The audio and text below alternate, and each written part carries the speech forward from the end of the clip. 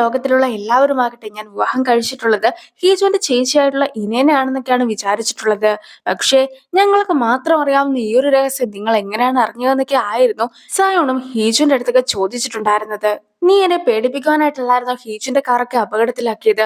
അവളുടെ ശരീരത്തിൽ നീ മുറിവേൽപ്പിക്കുകയും ചെയ്തിട്ടുണ്ടായിരുന്നു. എന്തായാലും ഞാനൊരു കോംപ്രമൈസിനൊന്നും തന്നെ തയ്യാറല്ല എന്നൊക്കെ സയോൺ പറയുമ്പോഴത്തേക്കും ഹീജു ആകട്ടെ ഹീജുവിന്റെ തന്നെ കാലിന്റെ ഒരു പടമൊക്കെ സയോൺ അയച്ചു കൊടുക്കുകയാണ്. പക്ഷെ എന്തുകൊണ്ടാണ് കിഡ്നാപ്പർ ഇത് അയച്ചതെന്നറിയാതൊക്കെ സയോൺ നിൽക്കുമ്പോഴത്തേക്കുമാണ് അത് നിന്റെ വൈഫിന്റെ ഫോട്ടോ ആണെന്നുള്ള രീതിക്കൊക്കെ ഹീജുൻ സംസാരിച്ചിട്ടുണ്ടായിരുന്നത്.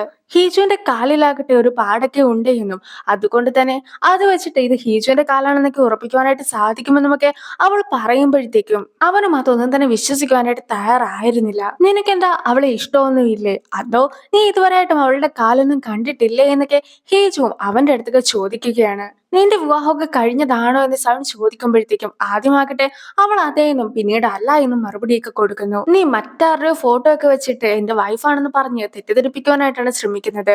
നീ ആകട്ടെ അവളെ ഉപദ്രവിക്കുകയും ചെയ്തിട്ടുണ്ടായിരുന്നു. നീയും ഇതുപോലത്തെ ഒരു ഫോട്ടോ ഒക്കെ എനിക്ക് അയച്ചു തന്നിട്ടുള്ളത് കൊണ്ട് തന്നെ സെക്ഷൽ വയലൻസിന്റെ പേരിൽ നിനക്കെതിരായിട്ട് നടപടിയൊക്കെ എടുക്കുന്നതായിരിക്കും. പിന്നെ നീയും ഇതുപോലെ ഫേക്ക് ആയിട്ടുള്ള ഫോട്ടോ ഒന്നും അയച്ചു തന്നിട്ട് എന്നെ തെറ്റിദ്ധരിപ്പിക്കുവാനായിട്ട് നോക്കണ്ട. എനിക്ക് അവളെ നന്നായി തന്നെ അറിയാമെന്നൊക്കെയാണ് സയോണ പറയുന്നത്. അത് കേട്ട് ദേഷ്യം വന്നിട്ടുണ്ടായിരുന്ന ഹീജു ആകട്ടെ നീ ആദ്യം അവളുടെ കാലിൽ ഇതുപോലെ ഒരു പാടൊക്കെ ഉണ്ടോ എന്ന് ചെക്ക് ചെയ്ത് നോക്ക്, എന്നിട്ട് മതി എന്റെ അടുത്ത് വർത്താനമൊക്കെ പറയുന്നതെന്ന് പറഞ്ഞിട്ട് ദേഷ്യത്തില് ഫോണൊക്കെ കട്ട് ചെയ്യുന്നു. പക്ഷെ ഫോണൊക്കെ കട്ട് ചെയ്ത് കഴിഞ്ഞപ്പോഴത്തേക്കുമാണ് അവൾ പറഞ്ഞ കാര്യങ്ങളെ കുറിച്ച് അവൾ ഒന്നും കൂടി ഒന്ന് ആലോചിച്ചൊക്കെ നോക്കുന്നത്. ഇനി ഈ ഒരു കോളൊക്കെ 10 മിനിറ്റിൽ കൂടുതലൊക്കെ നീണ്ടു പോയിട്ടുണ്ടായിരുന്നു. അതുകൊണ്ട് തന്നെ കോളൊക്കെ ട്രാക്ക് ചെയ്ത ആൾക്കാരാകട്ടെ 3 ലൊക്കേഷനൊക്കെ ആയിരുന്നു സയോണ് കൊടുത്തിട്ടുണ്ടായിരുന്നത്. ഇതിൽ ഏതോ ഒരു സ്ഥലത്ത് വെച്ചിട്ടാണ് കിഡ്നാപ്പർ കോളൊക്കെ ചെയ്തിട്ടുള്ളതെന്ന് അറിയിക്കുന്നു. സയോണ് കിഡ്നാപ്പറുടെ അടുത്ത് വിവാഹം കഴിച്ചിട്ടുണ്ടോ എന്നൊക്കെ ചോദിച്ചപ്പോഴത്തേക്കും ഉണ്ടെന്ന മറുപടിയാണല്ലോ ആദ്യം കിട്ടിയത്. അതുകൊണ്ട് തന്നെ അയാളുടെ വിവാഹമൊക്കെ കഴിഞ്ഞതായിരിക്കുമെന്നും അയാൾ ഡിവോഴ്സ്ഡ് ആയിരിക്കുമെന്നും ഒക്കെ സയോണും വിചാരിക്കുകയാണ്. മാത്രല്ല അയാളും എന്തെങ്കിലും പീഡനത്തിനോ മറ്റോ കേസിലൊക്കെ പെട്ടിട്ടുള്ള ആളാകുവാനുള്ള സാധ്യതകൾ കൂടുതലാണെന്നും ഡാർക്ക് വെബിലൊക്കെ അന്വേഷിക്കുവാനായിട്ടും സയോൺ ആവശ്യപ്പെടുന്നു. ഇനി സയോണിന്റെ കയ്യിലുള്ള ഫോട്ടോ ഒക്കെ പാർക്കിനെ ഏൽപ്പിക്കണമെന്ന് അവൻ ഉണ്ടായിരുന്നെങ്കിൽ പോലും എങ്ങാനും അത് ഹീജുവിന്റെ ഫോട്ടോ ആണെങ്കിലോ എന്നൊക്കെ വിചാരിച്ചിട്ട് അവനും അത് ഏൽപ്പിക്കാതൊക്കെ പോവുകയാണ്. ഹീജുവും ഒരു ഫോട്ടോ ഒക്കെ അവൻ അയച്ചു കൊടുക്കുവാനായിട്ട് എത്രത്തോളം പാടുപെട്ടിട്ടുണ്ടായിരുന്നു എന്നൊക്കെ അവളും ഓർത്തു നോക്കുകയാണ്. അത്രയും ബുദ്ധിമുട്ടി അവളും ഒരു ഫോട്ടോ ഒക്കെ അവൻ അയച്ചു കൊടുത്ത് കഴിഞ്ഞപ്പോഴത്തേക്കും അത് ഫേക്ക് ആയിട്ടുള്ളതാണെന്നായിരുന്നല്ലോ അവനും പറഞ്ഞത്. എന്നെ നന്നായിട്ട് അറിയാമെന്നും അവൻ പറഞ്ഞു. എന്തുകൊണ്ടായിരിക്കും അവൻ അങ്ങനെയൊക്കെ പറഞ്ഞിട്ടുണ്ടായിരുന്നതെന്നൊക്കെ ആലോചിക്കുകയാണ് ഹീജു. പിന്നീട് അവൾ ഉറക്കമൊന്നും വരാതെയൊക്കെ കിടക്കുകയാണ്. അങ്ങനെ ഇരിക്കെ ആയിരുന്നു സയോണും ഡോറിലൊരു മുട്ടുപോലും കൊടുക്കാതെ നേരെ റൂമിലേക്കൊക്കെ കടന്നു വന്നിട്ടുണ്ടായിരുന്നത്. സയോണും അവളുടെ പുതുപ്പൊക്കെ മാറ്റുവാനായിട്ട് ശ്രമിക്കുന്നുണ്ടെങ്കിൽ പോലും അവളും പുതുപ്പ് മാറ്റാതിരിക്കുവാനായിട്ട് മുറുക്ക പുതുപ്പൽ തന്നെ പിടിച്ചിട്ടൊക്കെ ഉണ്ടായിരുന്നു. അങ്ങനെ അങ്ങോട്ടും ഇങ്ങോട്ടും ഒരു പിടിവലിയൊക്കെ നടന്ന് കഴിയുമ്പോഴത്തേക്കും ആ ഒരു പുതുപ്പൊക്കെ മാറുകയും ഹീജുവിന്റെ മേത്തേക്കായിട്ടൊക്കെ സയോൺ വീഴുകയും ചെയ്യുകയാണ്. പ്രസിഡന്റിന്റെ ഓഫീസിലാകട്ടെ സൈൻ ലാംഗ്വേജ് ഒക്കെ അറിയാവുന്ന ഒരാളെ റിക്രൂട്ട് ചെയ്യുവാനായിട്ടൊക്കെ നോക്കുന്നുണ്ട്. നിനക്ക് വർക്ക് ചെയ്യുവാനായിട്ട് താല്പര്യമൊക്കെ ഇല്ലേ? അങ്ങനെയാണെങ്കിൽ നീയും അതിനൊക്കെ ഒന്ന് അപേക്ഷിച്ചൊക്കെ നോക്ക്. പിന്നെ നിനക്ക് സ്പെഷ്യൽ ആയിട്ടുള്ള ഒരു പ്രിവിലേജും ലഭിക്കുന്നതായിരിക്കില്ല. എന്തായാലും നിനക്ക് എന്റെ ഒപ്പം വർക്കൊക്കെ ചെയ്യുവാനായിട്ട് സാധിക്കുമെന്നൊക്കെ പറഞ്ഞിട്ട് അവന് നേരെ പോകുന്നു. അങ്ങനെ ഇരിക്കുകയാണ് 3 വർഷങ്ങൾക്ക് മുമ്പ് നടന്ന സംഭവത്തെ കുറിച്ചൊക്കെ അവനും ഓർക്കുന്നത്. അവൻ വർക്കൊക്കെ കഴിഞ്ഞ് വരുന്ന സമയത്താകട്ടെ ഹീജും ഫുഡൊക്കെ ഉണ്ടാക്കി വെച്ചിട്ട് അവന് വേണ്ടിയിട്ട് ഉറക്ക തൂങ്ങിയൊക്കെ കാത്തിരിക്കുകയായിരുന്നു. അവനും ശരിക്കും ഹീജോനോട് ഇഷ്ടമൊക്കെ ഉണ്ട്. പക്ഷെ അവനാകട്ടെ ഓരോ രീതിക്കും അതൊന്നും തന്നെ പ്രകടിപ്പിക്കുന്നില്ല. അവനും ഫുഡൊന്നും കഴിക്കുന്നില്ലെങ്കിൽ പോലും കഴിച്ചു എന്നൊക്കെ വിചാരിക്കുക. ഇനി എന്താണ് ചെയ്യേണ്ടതെന്നൊക്കെ അവളുടെ അടുത്ത് ചോദിക്കുമ്പോഴത്തേക്കും അവളും അവനുമായിട്ട് ഡാൻസ് ഒക്കെ ചെയ്യുവാനായിട്ട് ശ്രമിക്കുകയാണ്. നീയും എന്നെ സ്നേഹിക്കുവാനായിട്ട് ഒന്നും തന്നെ പാടില്ല. നിനക്ക് എന്നോട് ഇഷ്ടമുണ്ടെങ്കിൽ അതെല്ലാം തന്നെ അങ്ങ് ഉപേക്ഷിച്ചേക്ക്. പിന്നെ എന്റെ അടുത്ത് ഒരു പാവ പോലെ ഒന്നും നിൽക്കേണ്ട കാര്യവുമില്ല. നിന്റെ അമ്മ നിന്നോട് പല കാര്യങ്ങളും ചെയ്യുവാനായിട്ടൊക്കെ പറയും. പക്ഷെ അതൊന്നും തന്നെ ചെയ്യേണ്ട യാതൊരു വിധത്തിലുള്ള കാര്യവുമില്ല. പിന്നെ പണ്ട് മുതലേ എന്റെ പ്ലാനിൽ ഇല്ലാത്ത ഒരു കാര്യമായിരുന്നു നീ. അതുകൊണ്ട് തന്നെ നീയായിട്ട് എന്റെ വഴിയിൽ തടസ്സമൊന്നും നിന്നേക്കരുത്. അങ്ങനെ നിൽക്കുകയാണെങ്കിൽ ഞാനും അതൊന്നും തന്നെ വെറുതെ വിടുന്നതായിരിക്കുകയില്ല എന്നൊക്കെ പറഞ്ഞിട്ട് അവനും പോകുന്നു. സയോണും ഒന്നും മിണ്ടാതെ ഹീജുന്റെ റൂമിലേക്ക് കടന്നു വന്നിട്ടുണ്ടായിരുന്നല്ലോ. പക്ഷെ ഹീജുന്റെ കാല് ശ്രദ്ധിക്കുകയോ അല്ലെങ്കിൽ അവളോട് ഈ ഒരു കാര്യത്തെക്കുറിച്ച് അവൻ ചോദിക്കുകയോ ചെയ്തിട്ടുണ്ടായിരുന്നില്ല. എന്തുകൊണ്ടായിരിക്കാം അവൻ അതിനെക്കുറിച്ച് ഒന്നും തന്നെ ചോദിക്കാതിരുന്നതെന്നൊക്കെ അവളും ആലോചിക്കുന്നു. പിറ്റേ ദിവസം രാവിലെ അവളും എണീറ്റ് വരുമ്പോഴത്തേക്കും വീട്ടിലുണ്ടായിരുന്ന സയോണെ കണ്ടിട്ട് അവളും ആകെ ഞെട്ടുകയാണ്. അവൾ എന്നും രാവിലെ എണീറ്റ് വരുമ്പോഴത്തേക്കും അവൻ വീട്ടിൽ കാണാറൊന്നുമില്ല. അതുകൊണ്ടായിരുന്നു ഇങ്ങനെ ഞെട്ടിയിട്ടുണ്ടായിരുന്നത്. അവനും ഉച്ച കഴിഞ്ഞിട്ടാണ് പോകുന്നതെന്നൊക്കെ പറഞ്ഞതിന് ശേഷം ഞാൻ എല്ലാ ദിവസവും ബ്രേക്ക്ഫാസ്റ്റ് ഒക്കെ കഴിക്കുന്നതാണ്, അതൊരിക്കലും ഞാൻ മുടക്കാറില്ല എന്നൊക്കെ അവളോട് അവൻ പറയുന്നത് കേൾക്കുമ്പോഴത്തേക്കും ഫുഡൊക്കെ ഉണ്ടാക്കി കൊടുക്കുവാനായിട്ടായിരിക്കും അവൻ ഉദ്ദേശിച്ചിട്ടുണ്ടാവുക എന്നൊക്കെ വിചാരിച്ച് അവളും ഫുഡൊക്കെ ഉണ്ടാക്കുവാനായിട്ട് തുടങ്ങുകയാണ്. പക്ഷെ അവൾക്ക് മുമ്പ് കിച്ചണിലൊക്കെ എത്തിയിട്ടുണ്ടായിരുന്ന അവനും പല പല സാധനങ്ങളുടെ പേരൊക്കെ അവളോട് പറയുന്നു. അവളും അതൊക്കെ എടുത്തു കൊടുക്കുന്ന നേരം കൊണ്ട് അവനും ഫുഡൊക്കെ ഉണ്ടാക്കുവാനായിട്ട് തുടങ്ങുകയാണ്.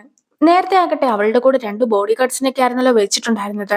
കോടതിയിൽ വെച്ച് അവർക്ക് അവളെ മിസ്സായിക്കെ പോയിട്ടുണ്ടായിരുന്നത് കൊണ്ട് തന്നെ അവരെ മാറ്റിയിട്ട് നല്ല വേറെ 2 പേരെ വയ്ക്കാമെന്നൊക്കെയാണ് സയോണും തീരുമാനിച്ചിട്ടുള്ളത്.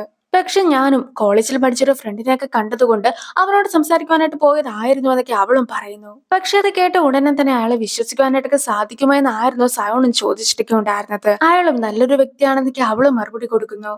നീയും ഇത്രയും കാലം ഒന്നും തന്നെ മിണ്ടാതെ ഞാൻ പറയുന്നതൊക്കെ കേട്ടിട്ട് വീട്ടിൽ മര്യാദയ്ക്കൊക്കെ ജീവിക്കുക ആയിരിക്കുമെന്നാണ് ഞാൻ കരുതിയത്.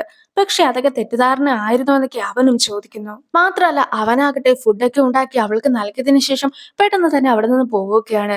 അവന് വേണ്ടിയിട്ടുള്ള ബ്രേക്ക്ഫാസ്റ്റ് ആയിരുന്നില്ല, മറിച്ച് അവൾക്ക് വേണ്ടിയിട്ടുള്ള ബ്രേക്ക്ഫാസ്റ്റ് ആയിരുന്നു അവനും ഉണ്ടാക്കിയിട്ടുണ്ടായിരുന്നത്. നേരത്തെ അവനെ വിളിച്ചിട്ടുണ്ടായിരുന്ന ആളുടെ കോൾ റെക്കോർഡിംഗ് ഒക്കെ പരിശോധിച്ചതിന് ശേഷം അതിന്റെ റിസൾട്ട് ഒക്കെ വന്നിരിക്കുകയാണെന്ന് പറഞ്ഞ ഒരു മെസ്സേജും കൂടി അവന് കിട്ടുകയാണ്. ഏതോ ഒരു സെലിബ്രിറ്റിനെ കാണുവാനായിട്ട് കുറേയധികം ഫാൻസ് ഒക്കെ കൂട്ടം കൂടി നിൽക്കുന്നതൊക്കെ കാണുമ്പോഴത്തേക്കും യൂറിയും അയാളുടെ ഫാനൊക്കെ ആയതുകൊണ്ട് തന്നെ ആ ഒരു കൂട്ടത്തിനകത്തൊക്കെ പോയി നിൽക്കുകയാണ്. പക്ഷെ സെലിബ്രിറ്റിയുടെ വണ്ടിയൊക്കെ വന്ന് കഴിയുമ്പോഴത്തേക്കും ഫാൻസ് എല്ലാവരും തന്നെ അയാളുടെ പിന്നാലെയൊക്കെ പോകുന്നു. കൂട്ടത്തിലുണ്ടായിരുന്ന യൂറിയും കാലൊക്കെ തെറ്റി വീഴുവാനായിട്ടൊക്കെ തുടങ്ങുമ്പോഴത്തേക്കും അവളെ പിടിച്ചു നിർത്തിയിട്ടുണ്ടായിരുന്നത് സാങ്വു ആണ്. മാത്രമല്ല അവളുടെ കയ്യിലുണ്ടായിരുന്ന ചൂടുള്ള കോഫിയൊക്കെ സാങ്വുവിന്റെ കയ്യിലേക്ക് വീഴുന്നു. സാങ്വുവും യൂറിനെ പരിചയപ്പെടുന്നൊക്കെയുണ്ട്. സോ സാങ്വു ഇവരുടെ പ്രോഗ്രാമിലൊക്കെ പങ്കെടുക്കാനായിട്ട് എത്തിയിട്ടുള്ള ആളാണെന്നുള്ള കാര്യമൊക്കെ യൂറി മനസ്സിലാക്കുന്നു. അങ്ങനെ ഇരിക്കുകയാണല്ലോ യൂറിയുടെ കയ്യിൽ നിന്നും കോഫിയൊക്കെ അവന്റെ കയ്യിൽ വീണിട്ടുണ്ടായിരുന്നത്. സോ യൂറി അവന്റെ അടുത്ത് ക്ഷമയൊക്കെ പറയുമ്പോഴത്തേക്കും അതൊന്നും തന്നെ യൂറിയുടെ കുറ്റമല്ല, മറിച്ച് മറ്റുള്ള കുറെ ഫാൻസ് ഒക്കെ ഇങ്ങനെ നടപ്പുണ്ട്, അവരുടെ കുറ്റമാണെന്നൊക്കെ ആയിരുന്നു സാങ്വുവും പറഞ്ഞിട്ടുണ്ടായിരുന്നത്. പക്ഷെ മറ്റുള്ള ഫാൻസ് പറഞ്ഞ കൂട്ടത്തില് നമ്മുടെ ഈ ഒരു യൂറിയും പെടുന്നത് കൊണ്ട് തന്നെ അവളും നിന്ന് തർക്കിക്കുകയാണ്. ഒരു മ്യൂസിക് ഷോയോ അല്ലെങ്കിൽ പ്രീ റെക്കോർഡിങ്ങോ ഉള്ള സമയത്ത് കൃത്യമായി തന്നെ ആ ഒരു ഷോയിലൊക്കെ പോയി പങ്കെടുക്കണം. ഒരു ആൽബം ഒക്കെ ഇറങ്ങുകയാണെങ്കിൽ അത് മേടിക്കണം. ഫാൻസ് ക്ലബിൽ ജോയിൻ ചെയ്യണം. ഒരു റെക്കോർഡിങ്ങിന്റെ സമയമൊക്കെ വെക്കുകയാണെങ്കിൽ ആ റെക്കോർഡിംഗ് എത്രയൊക്കെ ലേറ്റ് ആയിട്ടുണ്ടെങ്കിൽ പോലും അതിന്റെ സമയത്തിന് വളരെ മുമ്പായിട്ട് തന്നെ ആ ഒരു സ്ഥലത്തേക്ക് എത്തിയിട്ട് ലൈനിൽ നിന്നിട്ട് പിന്നീട് നമ്മൾ ആ ഒരു റെക്കോർഡിംഗ് നടക്കുന്നിടം വരെ കാത്തു നിൽക്കണം. ഇത്രയേറെ കഷ്ടപ്പാടൊക്കെ സഹിക്കുന്നതിനാണോ നിങ്ങൾ വട്ടെന്നൊക്കെ പറയുന്നത്? ഇത് ശരിക്കും ആരാധനയാണ്. നിങ്ങൾക്കതൊന്നും തന്നെ പറഞ്ഞാൽ മനസ്സിലാവുകയില്ല. നിങ്ങൾക്കും എപ്പോഴെങ്കിലും ആരോടെങ്കിലുമുള്ള പാഷൻ കാരണം പൊള്ളലൊക്കെ ഏറ്റിട്ടുണ്ടോ എന്നൊക്കെ സാങ്വുവിന്റെ അടുത്ത് യൂറി ചോദിക്കുകയാണ്. എന്റെ കൈയൊക്കെ ഇപ്പോൾ പൊള്ളിയിട്ടുണ്ടല്ലോ എന്നായിരുന്നു സാങ്വുവിന്റെ മറുപടി. യൂറി ആകട്ടെ ഫിസിക്കൽ ആയിട്ടുള്ള ഇഞ്ചുറിയുടെ കാര്യം ഒന്നും തന്നെ അല്ല ഉദ്ദേശിച്ചിട്ടൊക്കെ ഉണ്ടായിരുന്നത്. ഫാൻ എന്ന രീതിക്കുള്ള കാര്യങ്ങളൊക്കെ ആയിരുന്നു. പക്ഷെ സാങ്വു ആകട്ടെ അതൊക്കെ വളരെ സീരിയസ് ആയിട്ടായിരുന്നു എടുത്തിട്ടും ഉണ്ടായിരുന്നത്. നമുക്ക് ആരുടെയെങ്കിലും അടുത്ത് ക്രഷൊക്കെ തോന്നുകയില്ലേ, അതുപോലെ തന്നെയാണ് ആരുടെയെങ്കിലും ഒരു ഫാനായി മാറുക എന്നതും. അങ്ങനെയൊക്കെ വെച്ച് നോക്കുമ്പോഴത്തേക്കും ഞാനും ഇതിനു മുമ്പ് ആയിരുന്നു എന്നൊരു മറുപടിയൊക്കെ സാങ്വുവും കൊടുക്കുന്നു. അതൊക്കെ പോട്ടെ, നീ ആരുടെ ഫാനാണെന്ന് സാങ്വു ചോദിക്കുമ്പോഴാകട്ടെ അയാളുടെ സൗണ്ട് ഒക്കെ വളരെ നല്ലതാണ്, അയാൾ വളരെ ഹാൻസം ആണ്, ഈ ഒരു രാജ്യത്തുള്ള ആൾക്കാരെല്ലാവരും തന്നെ ആളെ റെസ്പെക്ട് ചെയ്യുന്നുണ്ട്, സ്നേഹിക്കുന്നുണ്ട്. ഞാനും അങ്ങനെയുള്ള ഒരാളുടെ ഫാനാണെന്നൊക്കെ ആയിരുന്നു യൂറി മറുപടിയൊക്കെ കൊടുത്തിട്ടുണ്ടായിരുന്നത്. എന്തായാലും കൈ പൊള്ളിയതിന്റെ പേരിൽ ഹോസ്പിറ്റലിൽ വല്ലതും പോകുന്നുണ്ടെങ്കിൽ എന്നെ കോൺടാക്ട് ചെയ്താൽ മതി എന്നൊക്കെ പറഞ്ഞിട്ട് യൂറിയും ബിസിനസ് കാർഡൊക്കെ കൊടുത്തിട്ട് പോവുകയാണ്. അവളുടെ ഫോൺ നമ്പറൊക്കെ സേവ് ചെയ്യുന്ന സമയത്തായിരുന്നു ഇതിനു മുമ്പ് സേവ് ചെയ്തിട്ടുണ്ടായിരുന്ന ഹീജുവിന്റെ നമ്പറൊക്കെ അവനും നോക്കുന്നത്. പിന്നീട് ഹീജുവും പ്രൊഫൈലിലൊക്കെ ഇട്ടിട്ടുള്ള ഫോട്ടോസ് ഒക്കെ നോക്കിയും അവൻ ഇരിക്കുന്നു. ആ ഒരു സീനോട് കൂടി ഈ ഒരു വീഡിയോ അവസാനിക്കുകയാണ്. അടുത്തൊരു വീഡിയോ ആയിട്ട് ഇത്രയും വേഗം കാണാം. ബൈ.